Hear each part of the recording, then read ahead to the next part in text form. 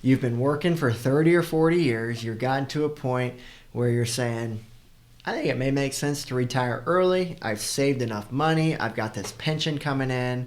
I think I'm going to enjoy my retirement a little bit earlier. If that's you and you're thinking, should I do that? What's that look like?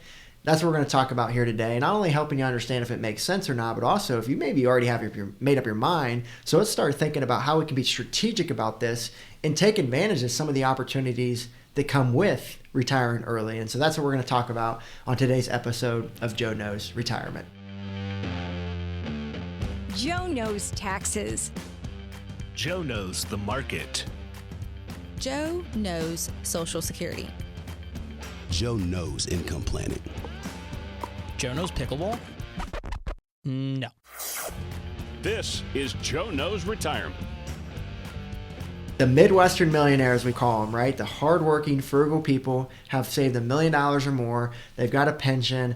These types of people have the ability to retire early. Maybe not everyone can. As you know from Social Security, the full retirement age is 67. We're going to be talking about on this video of retiring even before 60. Right? Anyone can consider about 62 or earlier, probably retiring early. We're going to specifically talk about retiring before that 59 and a half age, where it can start to become more complex about how am I going to get money out of my retirement accounts because there's a 10% penalty potentially. And so we're going to be talking about retiring from anywhere between really 59 and a half and probably 55 is a sweet spot we typically see, but we do see some people retire between 50 and 55 too as well. That can be a stretch for a lot of people, but for these folks, some of them have the opportunity there. So specifically that 55 to 59 and a half today. So if that's you, you have a pension, $1 million or more, stay tuned. And also subscribe to this channel if that's you as well. You're going to love a lot of the content that we send out here as well. So as I mentioned, in this situation, you got to consider the space you're in right now. If you have over $1 million, you're in the top 10% in the entire country. If you have a pension, only 20% of people have a pension. You've heard me talk about this. 2% of the population is who we talk about on these YouTube channels, and that's what your situation looks like right now. And you have to understand the value and worth of a pension. And you've probably told your friends, I've got a pension. They'll probably roll their eyes, and they're probably like, you are so lucky. And that's what I'm here to tell you as well, is that you're in an awesome place moving forward. And so I just want to do a simple calculation for you. You've probably heard of the rule, the 4% rule before. The 4% rule says that you can take out 4% from your investments, and that will last you for the rest of your life. So let's just say you have $1 million and you take out 4%. That's about $40,000 a year that you can take out for the rest of your life there, and it typically lasts you about 30 years or so. And so if that's a calculation that we're looking at, then you've got quite a bit of money there, right? If you've got a $40,000 a month pension, well, you could argue that that could be as much as $1 million. And let's just also think of it this way. Let's just make an easy number. Let's say your pension is worth $50,000 a year. If you have that $50,000, let's say there's no cost of living adjustment on this one. If you have $50,000 a year for 10 years, well, you just accumulated $500,000 that you took out. That's not including any growth, interest, any of that. If you have that pension for just 20 years, that's $1 million that you're taking out of your pension, and you're not even touching your investments in that scenario. And as you can see, if you live 30 years, now you're taking out $1.5 million from your pension. If there's cost of living adjustments on that as well, it makes it even prettier for you, right? So just understand the value of what a pension is worth, right? Only 10% of people have $1 million net worth or more. That includes their home, their investments.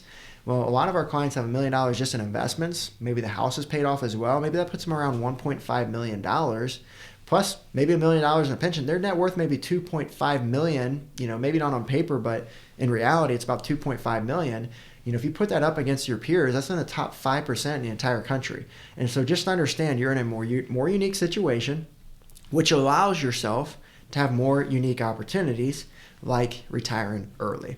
So that's the good news here. Now I got to be the bearer of bad news as well. We need to be very aware if we do retire early, you could live a 40-year retirement or longer that we need to make sure is funded and good to go. Remember that pension, if it's guaranteed forever, that will help out a lot with this, but we need to make sure that we're a rock solid plan here so we're not having to go back to work, we're not having to eat cat food or whatever else you eat, ramen noodles in retirement. We want to make sure we're being enjoying of it and also being very wise about this decision. Okay, so that's something that we always want to consider with clients is let's run the numbers first, and then if it makes sense, let's do it. And so where we really like to start off with these people to see if this makes sense or not is to see how much money do you need and not worry about running out of money. So we have a lot of software and calculations that we use and run scenarios to see, is it really realistic for you to live on $100,000 a year, and include inflation, because inflation is going to go up over time, right? 100,000 we're going to need today. In 20 years, we're probably going to need about 200,000. So we need to factor that into our equation here. And if we can show that they can take out $100,000 a year, if that's the goal, maybe they want to take out 50,000. Well, maybe they can retire a lot earlier if that's the case. But we always need to make sure we have that income throughout. We always have to consider a more conservative growth rate in our investments. We don't want to assume a 20% investment return in our investments to see if this is going to work or not. We typically, with our clients, we want to run around like a 5 or 6% rate of return there. And obviously the market should do better than that over time. But let's be realistic. It's been 20+% returns. Let's not get fat and happy here. Let's make sure maybe now's the time to take some chips off the table, especially too if you're getting ready to retire earlier, so we don't run into something called sequence of returns risk.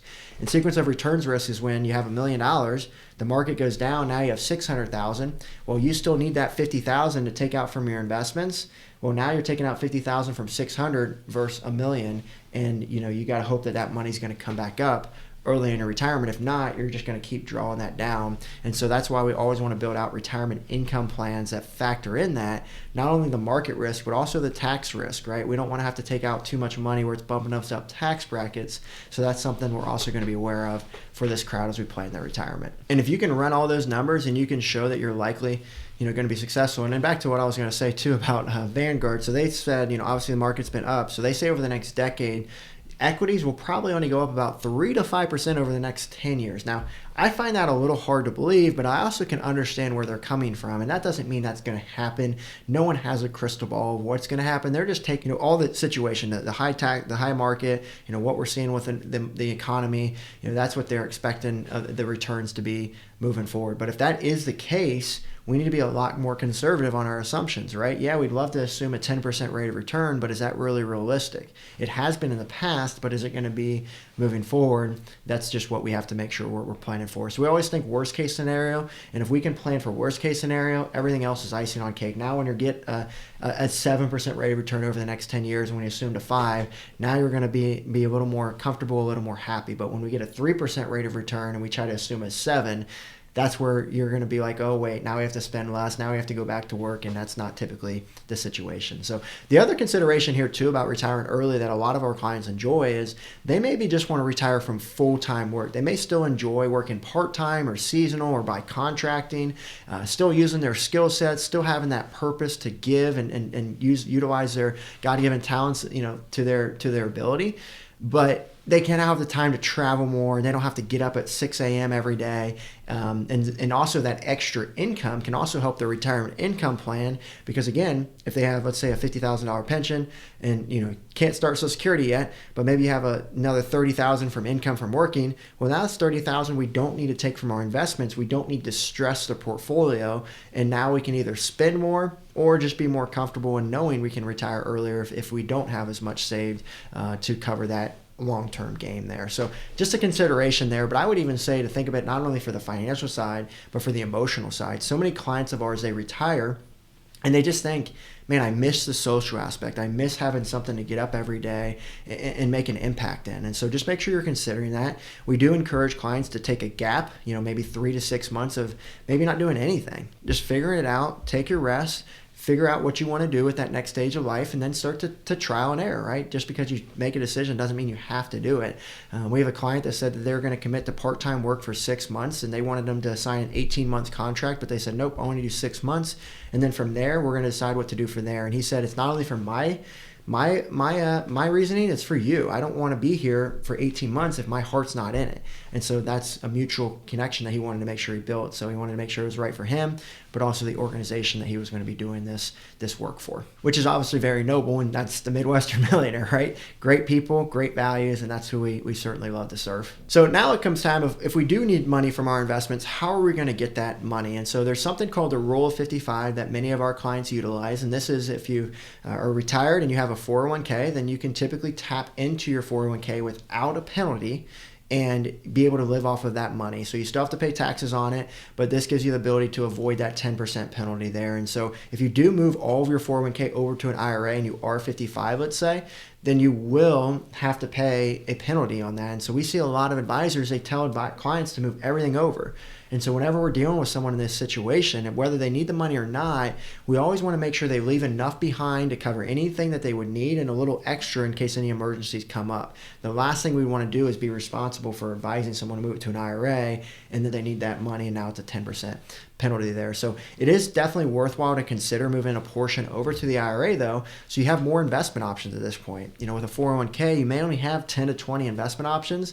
In an IRA, you can have thousands of investment options, and maybe you can get a stable value with your 401k at 3%. Well, maybe you can find it out in the marketplace at a 4 or 5% return. So just having the flexibility of that independence and finding an advisor team who can help you find all of that would also be valuable as well to ensure that you're making the most of that money rather than just sitting it there to be overly safe, just all available when you may not need $1 million or just sitting there, as an example. And the other thing we really like to Rule of 55 is during this time, we like to really plan out and make withdrawals from our investments to live on, but also maybe we want to start doing some Roth conversions, right? I mean, we're going to be in a lower income scenario. We're going to be in a lower tax bracket scenario typically. So Security hasn't started yet. Maybe we need something to pay the taxes on that Roth conversion. And again, many 401ks don't allow you to do a Roth conversion. So that's another reason why it could make sense to move it to the IRA. But if we want to convert $100,000 to the IRA, well, we got to pay taxes on that. And that may be $10,000 in taxes, $20,000 in taxes, depending on your tax bracket. And that has to come from somewhere. And so a lot of times what we'll do is we'll use that 401k Rule of 55 to pay the taxes. So maybe we owe $20,000 in taxes for the Roth conversion. We'll just withhold. We'll take out $20,000.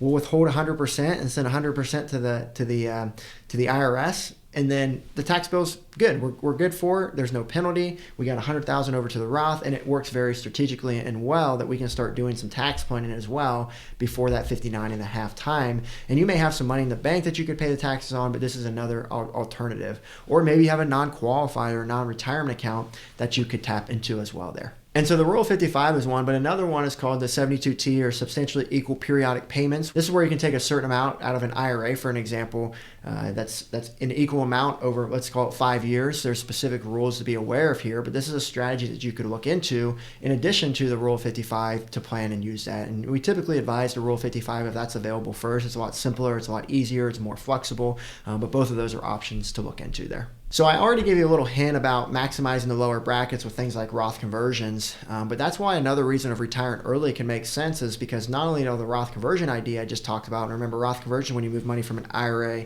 to a Roth, pay the taxes now, but you get the Roth growing tax-free moving forward. But also taking these withdrawals early in retirement allows you to do so at these lower brackets versus waiting in the future once you start your pension, Social Security.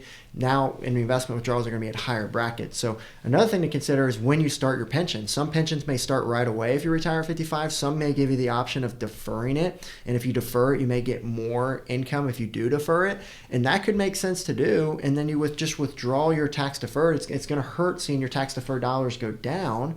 But remember, you're getting the benefit of a higher pension, and that could replace not having as much in the investments, because now when you take out $100,000, you may get to keep the majority of that, versus if you start your pension and take out $100,000, you may not get to keep as much of that. So that's the scenario for people in that boat to consider. And another thing to consider too is if you have maybe some high interest debt, if you have a mortgage at a 2 or 3% rate, maybe it doesn't make sense to take out money from your investments to do that, because you could probably invest in something right now where you can get higher than a 2% or 3% rate of return, and it's probably pretty protected and likely to get that return without any risk.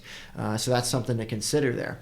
But if you really want to, make sure you're paying off the 7% or more interest rate, or maybe you've got some credit card debt that you had to use to as an emergency there, or whatever it may be. Typically a lot of people we work with, they don't necessarily have credit card debt, but they may have gotten a second home, or maybe they bought a boat, or maybe they bought a new car and the rate's a little higher than what they would have liked. This could be an opportunity to take it out from your investments, again, at low tax brackets, pay it off, don't have to worry about that interest, but also, again, you get the lower taxes then versus if you waited a few more years to do that. Plus, you open up your budget moving forward, into retirement, and then in early retirement. Obviously, having less expenses is going to make you feel more comfortable there. And the last thing I want to talk about here is if you are planning on retiring early, is to consider your pension options when you do get to that time, right? You can take a lump sum option, which could make sense, really run the numbers to see if you want to do that or not. But the other consideration is with regards to the survivorship option. So a lot of times with pension, if you retire earlier, if you wanted to give 100% pension option to your spouse, as an example, the costs of that are going to be much higher than if you were to retire at 65, right? And that's just obviously math, because if you retire at 55 and you pass away tomorrow, your spouse could get pension payouts for 30 or 40 years. Versus if you retire at 70 and you pass away the next day, well, now your spouse may only get payments for 10 to 20 years. So you can see where the pensions are going to price this in. And so when you do these survivorship options, let's say your pension's $5,000 a month, well, it may cost you $1,000 a month just to have that survivorship option 100% for your spouse, which means you only get $4,000 a month over the next 40 years. And that can be a huge disadvantage if you don't pass away the next day. If you pass away the next day, it's probably the best thing you've ever done.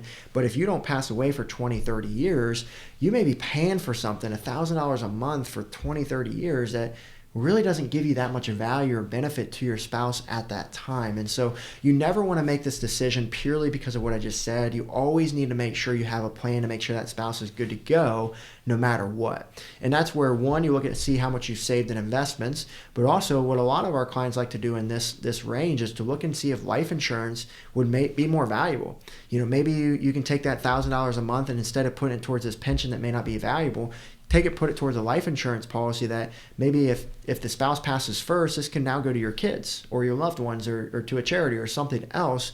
Could be the consideration there as well. And so just really evaluating those survivorship options early on is really the guidance and feedback I'm trying to give you here, and just see what makes the most sense for you. And for our clients, we've got a lot of proprietary software that we utilize to see, should they take the survivorship? Should they take 50%? Should they get any life insurance? Should they get term or permanent life insurance? What's the difference? Maybe a combination of both to make sure that spouse is good to go moving forward. But you at least get the idea that retiring at early age, it's going to be a very costly thing that you may not necessarily need. And so you just have to evaluate those options. So obviously a lot to consider there. And obviously it's very important to get help from a team.